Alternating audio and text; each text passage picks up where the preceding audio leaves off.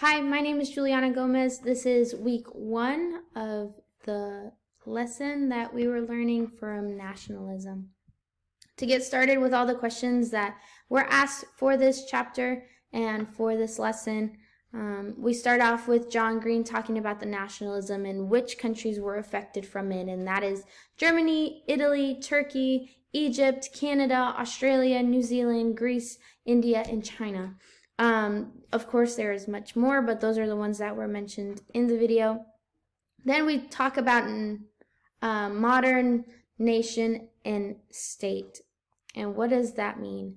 And so it's two different definitions that were given in the video. And so national is the linguistics and the different types of cultures that are there, the basic overview of who is living in the country. And then the state is more of the governmental claims and exercises that the territory has with the authorities. We're talking about the business and the nationalism that is involved, and that is the part that is the education, the military, the parts that are the nation and the state, and what does that look like, and the otherness of it. And so it's basically the big picture. We want the different businesses to thrive, and so that's what the nationalism involves, is the bigger part. So the education, the military, like I already said, and all of that. In the 19th century, there are many groups that have the independence. I do want to say that I am reading my notes, and so that I'm following the guides that were asked of us, so that we have it clear. And for the independence of nationalism, there has been a war for different people, but the Opium Empire was a fallen 19th century from the Greeks, the Serbs, the Romanians, the Bulgarians, and the Christian people. They were claiming to win the case of independence. The underrated governmental views of the Tokugawa family provided in Japan. That is the part that is the effective of forward thinking, the policies, the stability. That is the underrated governmental views, really. And so I think forward thinking is something that we need, but some people don't want to have developmental thinking, and so it brings a case to other countries as well. Throughout the video, I was trying to follow along as much as possible and get the names down, and it is very difficult for me with these names. I'm not a history person, but I tried my best to be as interested as possible. But John Green does make it very funny, so I laughed most of the time. I wanted to add that part. But the daimyos, I believe that's how you pronounce it.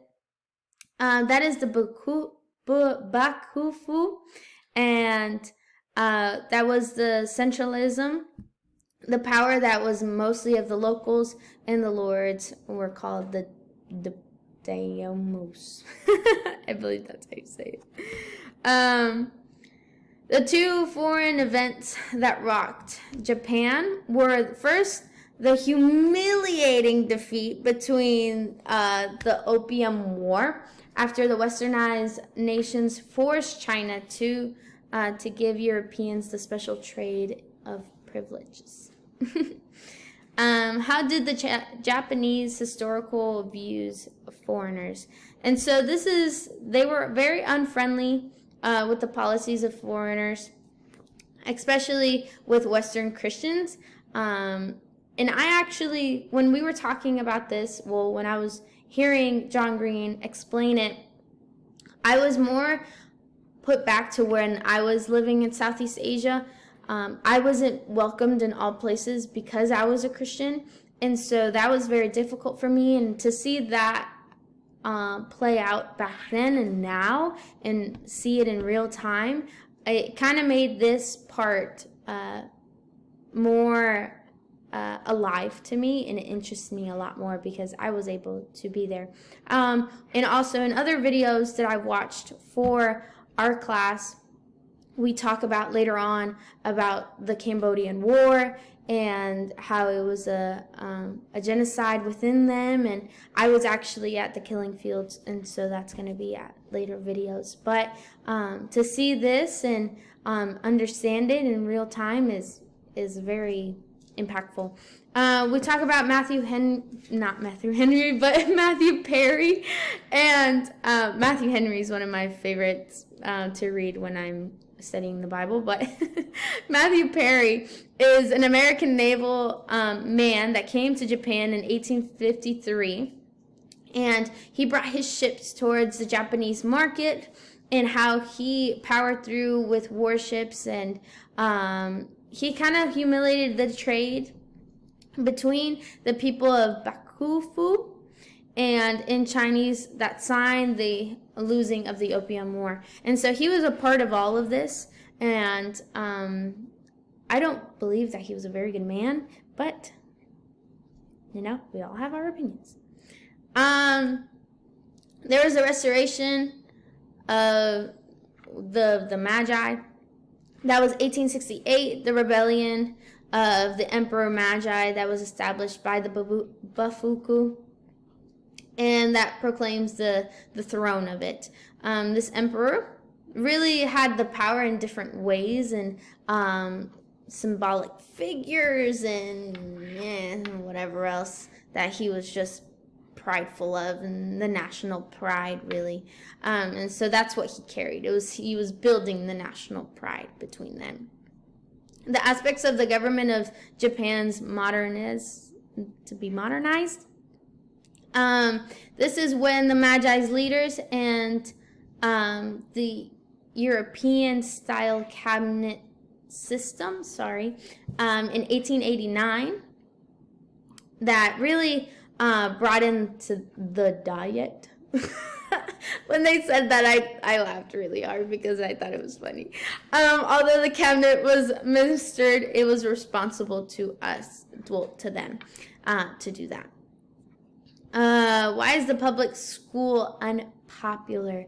It's because they had to pay taxes.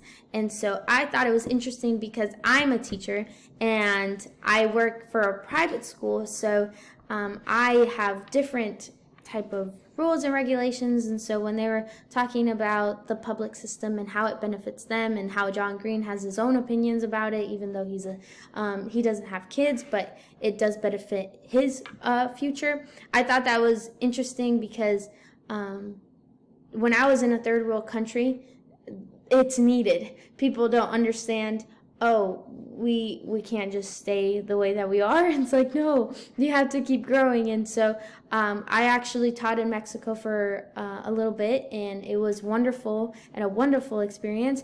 But we can't just westernize every country. We have to adapt to them, but they also need to learn how to continue to grow. So that was an interesting part. And then the last question is the dark side of nationalism, and that's in 1869. They were breaking down the borders, and they were trying to invade other places. And so there was different dates in this part of the dark side, they quote. But the nationalism is really the habit of thriving in conflict. And so there are always convictions and borders and people invading other people and colonization. Yes, that's what it is. And trying to get people's land and different things like that. So overall, I learned a lot in this video, and how we play a role in nationalism as well, and how each country has their own history, and I thought this was an awesome introduction. So I hope you were able to follow along with me and hear what I learned and my experiences as well. All right, have a great night or day.